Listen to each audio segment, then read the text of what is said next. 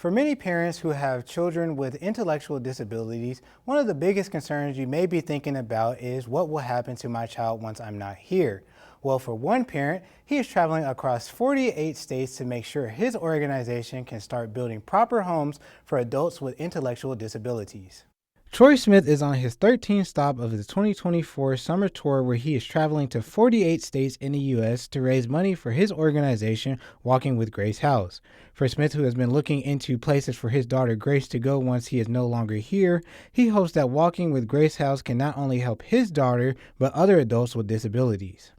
We want what's best for her, and so the Walking with Grace House was created, and hopefully someday it will be a space for not only adults with disabilities to go when their parents can no longer take care of them, but it will also be somewhere where we'll have a day program so that if the parent is still working and they want their adult child to be able to go somewhere, they would be able to go there during the day and then come home at night.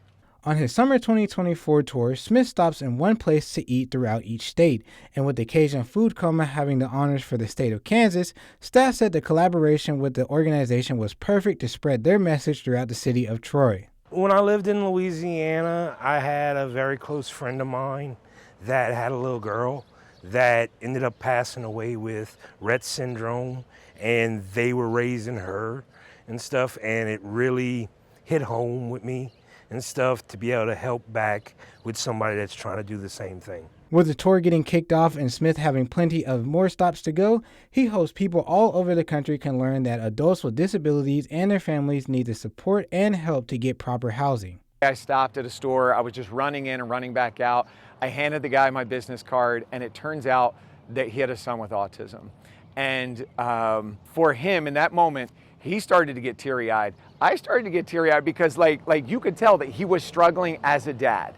And so at that moment, I felt a connection with this guy that he was going to be able to talk to somebody about it and know that he's not in this alone. Reporting in Troy, Kansas, Joseph Williams, KQ2 News. In the future, Smith hopes that the organization can secure funding from the government as well as continue bringing services to people with intellectual disabilities that need them.